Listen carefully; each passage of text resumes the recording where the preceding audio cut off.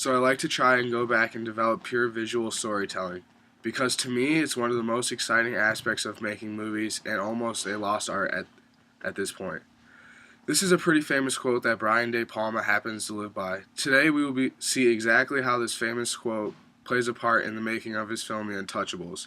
I'm Gavin Olson and this is Clayton Kilgallon, and welcome to Meathead Movie Reviews. The setting for this film takes place in Chicago. During Prohibition in Chicago, organized crime develops under the powerful gangster Al Capone, played by Robert De Niro.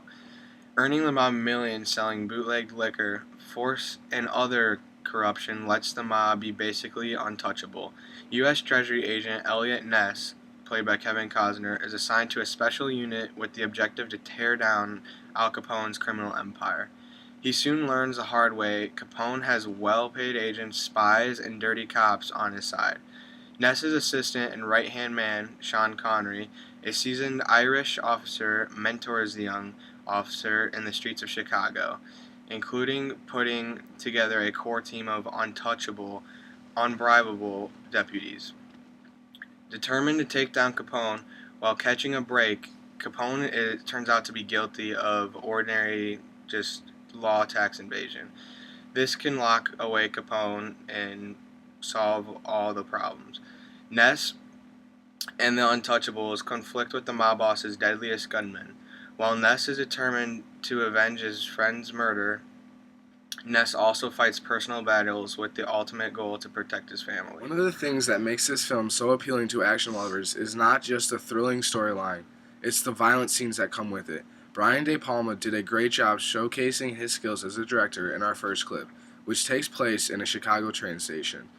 In this scene, as a viewer, we feel this extreme tension as Nessa waits for the mob to show up at the station. When the mob surrounds Elliot, the scene erupts with a shotgun slug to the mobster's chest.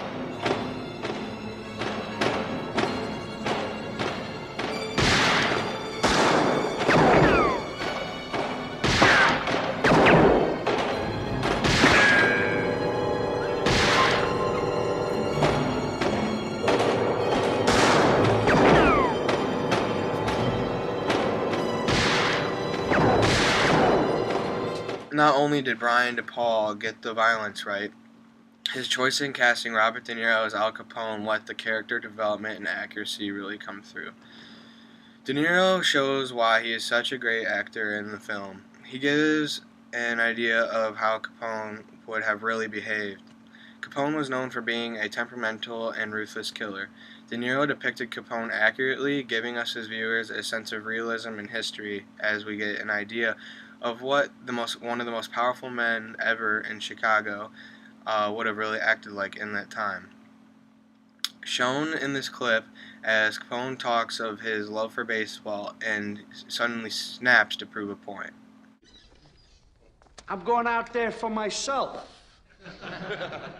But I get nowhere unless the team wins. Team.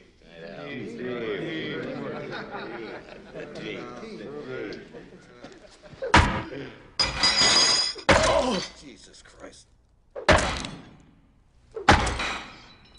These seemingly untouchable mobsters need to be served justice, get what is coming to them. As the team plans to put Capone away for tax evasion, to Ness, some men don't deserve a cell in prison, they need to be handed justice. This is the internal conflict in Ness's head. Elliot was faced with one of the hardest things in his career when his right-hand man and partner is murdered, inhumanely gunned down and shot countless times. Ness wants to make the person who did it suffer. For one so-called untouchable, Ness is not understanding as he comments on the death of his partner. Elliot's methods for justice is not so much by the books as he hurdles him off the roof. This is the internal conflict in his head that makes this movie so great, which you will see in this scene right here. He died like What did you say? I said that your friend died screaming like a stuck Irish pig. Now you think about that.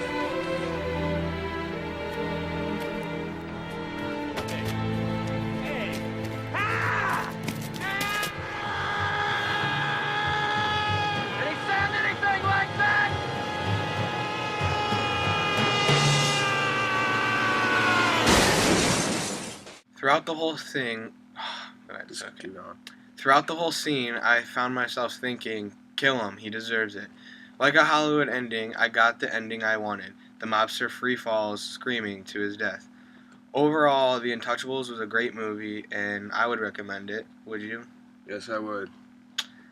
This amazing film that Brian De Paul has directed, we gave an overall 4 out of 5 stars. So, it's free on Netflix, so you can rent it and watch it. Thank you for watching Meathead Movie Review.